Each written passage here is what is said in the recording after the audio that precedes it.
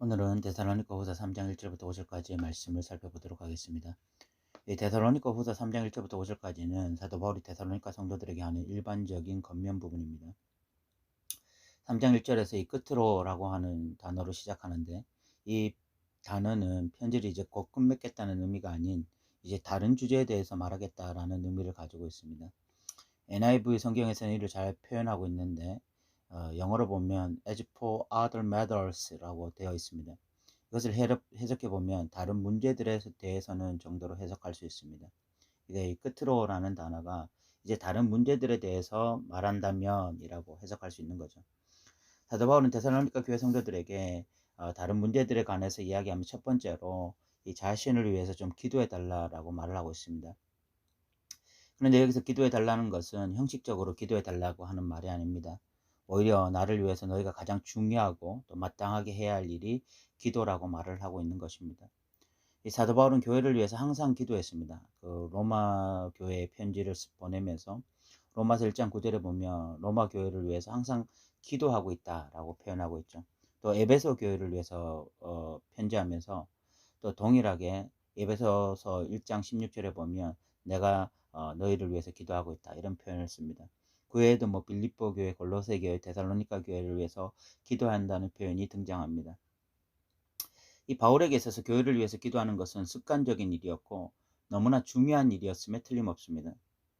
그런데 바울은 본인이 교회를 위해서 기도할 뿐만이 아니라 또 교회가 본인을 위해서 기도해 달라고 부탁하고 있습니다. 로마서 15장 30절에 보면 나를 위해서 빌어 달라고 부탁하고, 또 고린도후서 11장 1절에도 또 골로새서 4장 3절에도 이 전도의 문을 열어 달라고 부탁하는 내용이 나와 있습니다. 또 그 외에도 에베소서 6장에서도 또 자신을 위해서 좀 기도해 달라 부탁하고, 빌립보 교회에서도 동일한 부탁을 합니다. 그리고 지금 데살로니가 교회에게도 또 자신을 위해서 좀 기도해 달라고 기도 부탁을 하고 있죠. 이러보건대 바울은 이 데살로니가 교회에 형식적으로 자신을 위해서 기도해 달라고 말하는 것이 아님을 우리는 분명히 알 수 있습니다. 그가 교회를 위해서 기도하는 것을 가장 중요하고 소중한 일로 생각했듯이 성도들 역시 자신을 위해서 기도해 주는 것을 너무나 소중하고 중요한 일로 생각하고 진심으로 기도 부탁을 하고 있는 것입니다. 우리는 이 귀한 전통을 다시 회복할 필요가 있습니다. 오늘날 우리는 너무 쉽게 남을 위해서 기도해 주겠다고 말하고 자주 기도하기를 잊어버립니다. 남을 위해서 기도하는 것을 잊어버릴 뿐만 아니라 더 중요한 것이 기도 자체의 중요성을 잃어가고 있는 시대에 우리는 살고 있습니다. 한국교회가 이 급성장하면서 부정적인 부분도 참 많았지만 긍정적인 부분 역시 참 많았습니다. 그중 하나가 이 기도의 영성이었습니다. 우리 선배들은 성경을 아는 부분에는 부족함이 많았지만 기도의 영성은 굉장히 탁월했습니다. 그러나 오늘날 그 귀한 전통은 점점 사라지고 있습니다. 저는 저를 비롯해서 많은 현대 그리스도인들이 기도하는데 너무나 게으르다라는 것을 인정해야 될 것 같습니다. 특별히 기도로 서로를 세우는 데 있어서 너무나 부족한 것 같아요.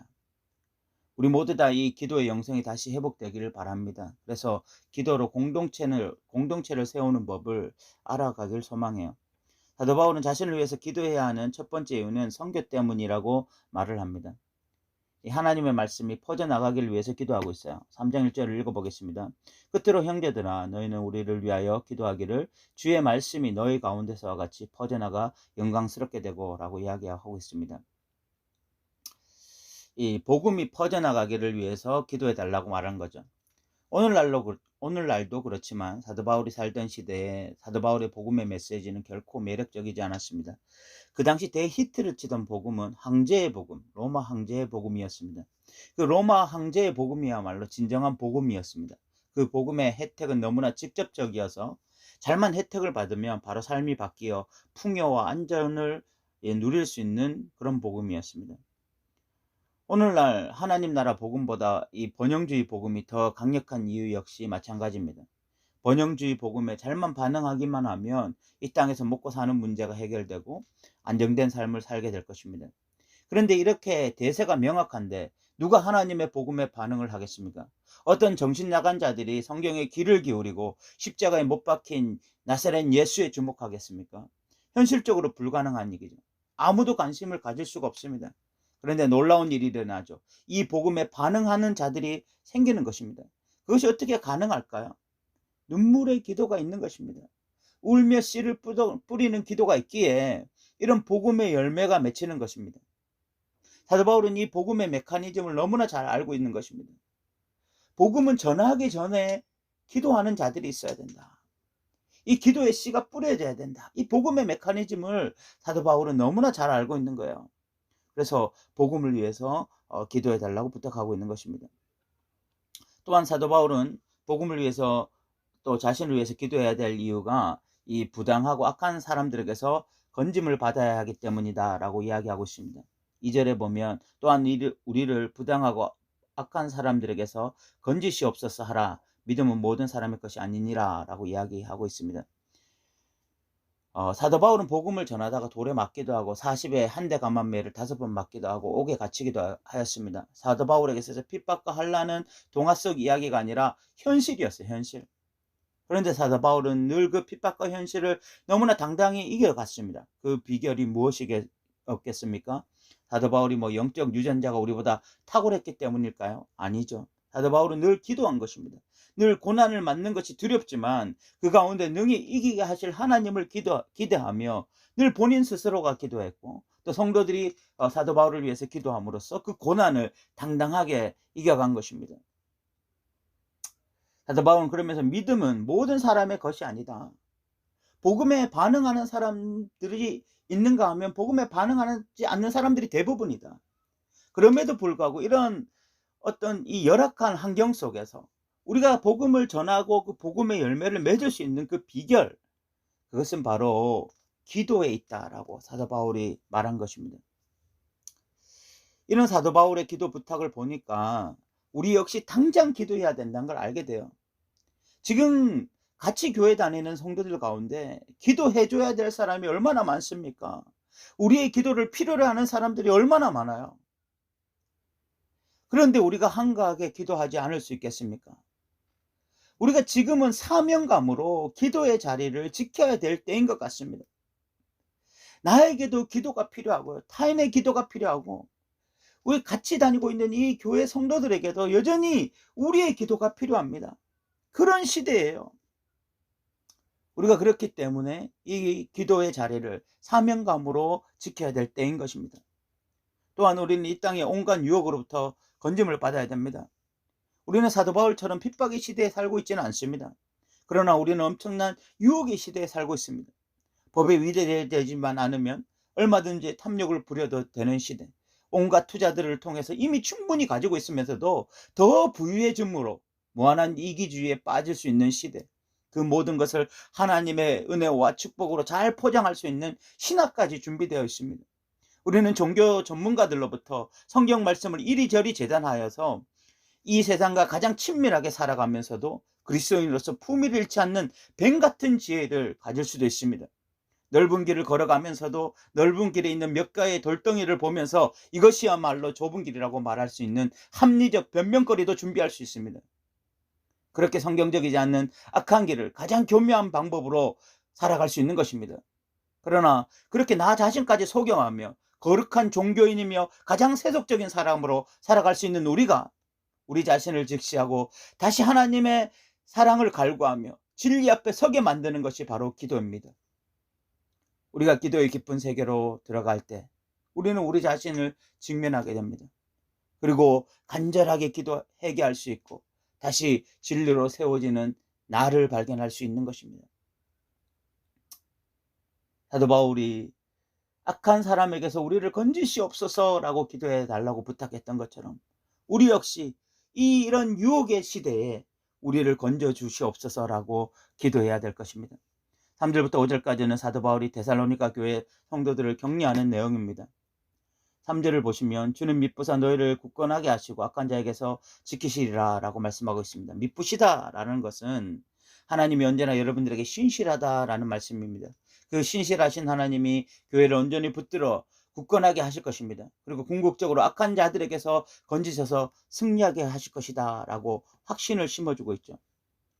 4절을 보시면 너희에게 대하여는 우리가 명한 것을 너희가 행하고 또 행할 줄을 우리가 주 안에서 확신한다 라고 이야기하고 있습니다. 사도 바울은 데살로니가 교회가 가르침을 받은 것대로 행할 것을 확신하고 있습니다. 오늘날 현대 그리스도인들이 가장 어려워하는 부분이 배우는 것과 행하는 것 사이의 이 괴리입니다.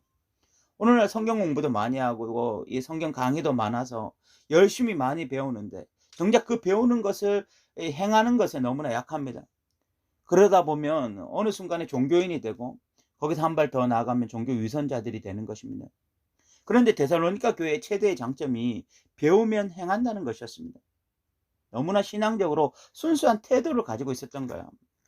저도 18살 때 이 하나님을 만나고 난 이후 목사님의 설교를 들으면 바로 행하려고 몸부림쳤던 게 기억이 나요. 그렇게 했던 이유는 이 말씀을 듣는 것과 행하는 것 사이의 어떤 분리를 생각하지 않았기 때문입니다. 말씀을 듣고 행하지 않으면 그거 죽는 줄로 알았어요. 데살로니가 교회 성도들은 말씀을 듣는 것과 행하는 것을 하나로 생각했을 것입니다. 현실은 참 녹록지 않은 이 박해가 있었음에도 불구하고 그것을 핑계댈 수 없다고 생각했을 거야. 그리고 사도 바울은 그런 데살로니가 교회 성도들의 어떤 모습을 잘 알기 때문에 너희가 또 이 들은 것을 잘 행할 줄로 확신한다라고 말을 한 거죠.